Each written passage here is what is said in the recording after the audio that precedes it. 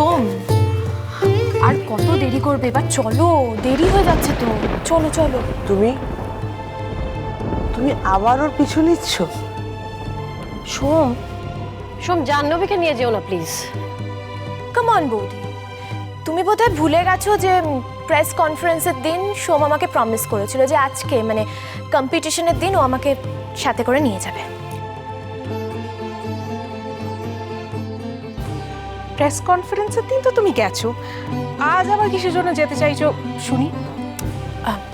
সে তো বাই লাক আমি গেছিলাম। ওই আমি ট্যাক্সি করে যাচ্ছিলাম তো দেখলাম বেচারা সোম রিক্সা করে যাচ্ছে, তাই তো আমি সাথে নিয়ে গেলাম।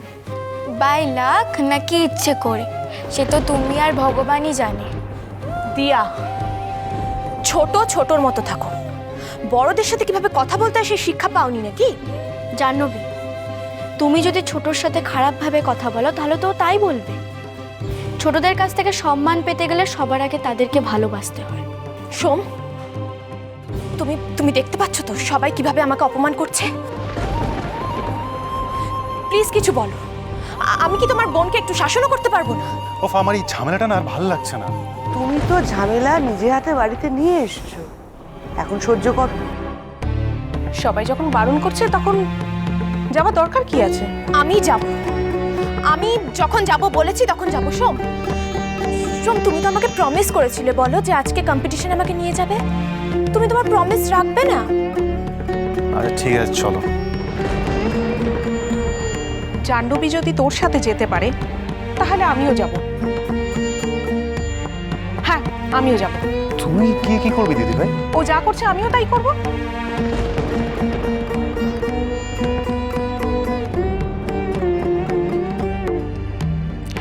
আমি তো যাব জাহ্নবীর ওপর নজর রাখতে, যাতে জাহ্নবী কোনোভাবে সোম মিনুকে বিরক্ত না করতে পারে, ওদের কম্পিটিশনের মাঝে বাধা হয়ে না দাঁড়াতে পারে। আচ্ছা ঠিক আছে, চল। আসছি।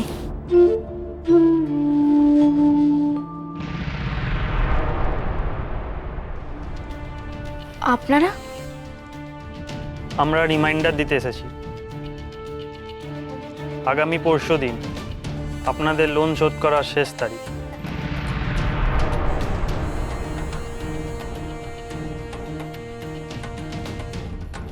মনে আছে আমাদের। আগামী পরশু মানে 11 তারিখ আপনাদের সমস্ত টাকা শোধ করতেই হবে, আর তা না হলে আপনাদের বাড়ি নিলাম হয়ে যাবে। জানি। আমি আপনাদের কাছে পরশু সন্ধে পর্যন্ত সময় চাইছি। পরশু সন্ধেবেলায় আমরা আপনাদের সমস্ত টাকা শোধ করে দেব। আচ্ছা ঠিক আছে, আমরা আবার পরশু আসবো টাকা নিতে। ঠিক আছে।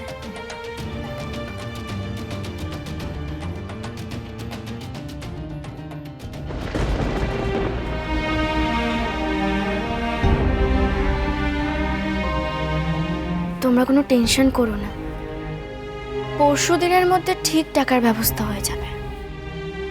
টাকার ব্যবস্থা হলেই বাকি, ওই টাকা তো আমি কবজা করব। তাহলে তুমি ধার শোধ করবে কি করে মিনু? আসছি মা।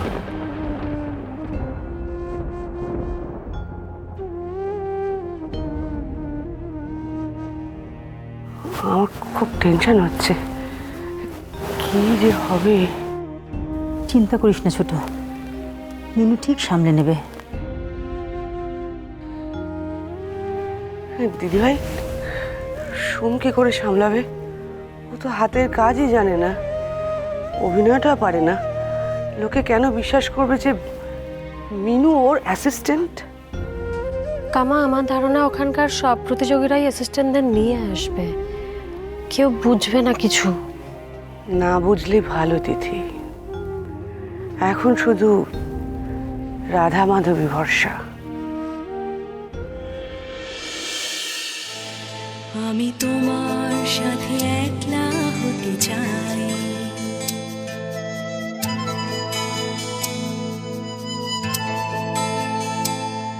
আমি তোমার সাথে একলা হতে চাই, তোমায় ছুঁয়ে স্বপ্ন, সেই স্বপ্নে ভেজা রঙের রেশা গন্ধে ভালোবাসায় নতুন হতে চাই।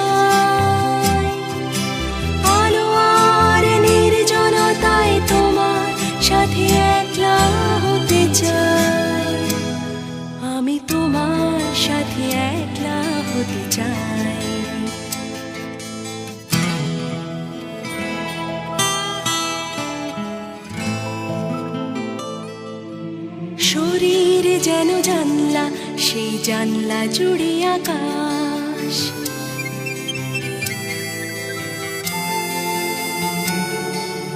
শরীর যেন জানলা, সেই জানলা জুড়ে আকাশ। আকাশ ভেঙে বৃষ্টি, বৃষ্টিতে ডুবে যায়।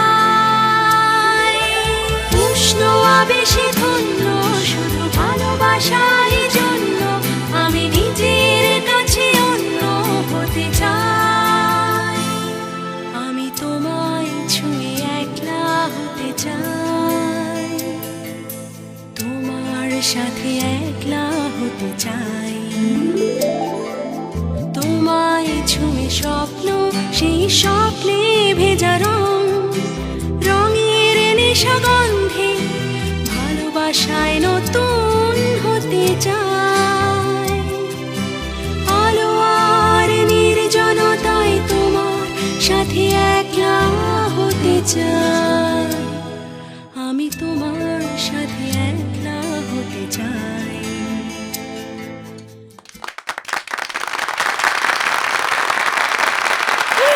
না, আজ আর একলা নয়, আজ সারা বাংলার মানুষ এক দৃষ্টে যেদিকে তাকিয়ে আছেন সেটা হলো একটা মহা প্রতিযোগিতা, সেরার সেরা বাংলা মৃৎশিল্পী।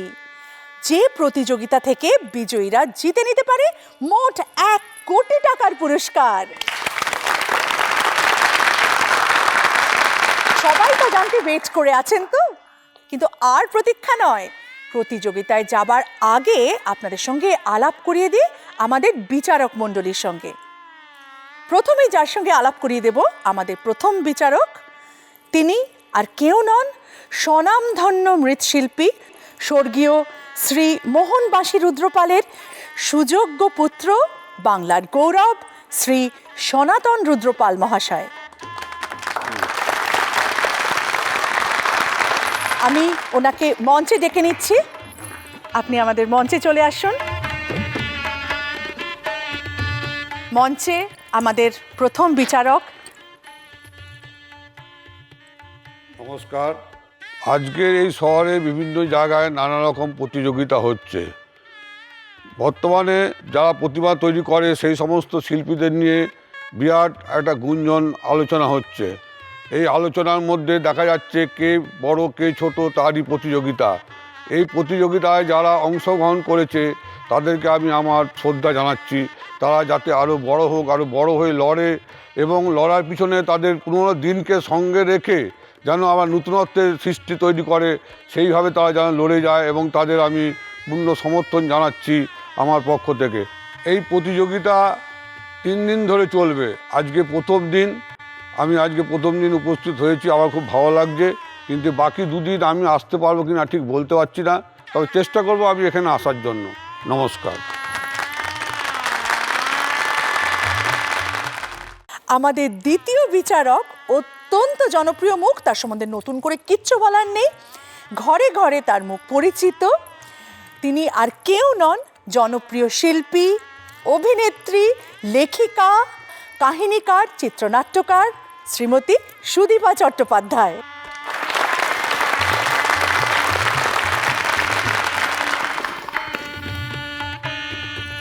নতুন করে পরিচয় দেবার আর কিচ্ছু নেই, শুনে নেব সুদীপার মুখ থেকে কিছু কথা। Thank you Parama. প্রথমেই পরমা এত সুন্দর গান করলো, ওর জন্য একটা জোরে হাততালি হয়ে যাক। বাজলো তো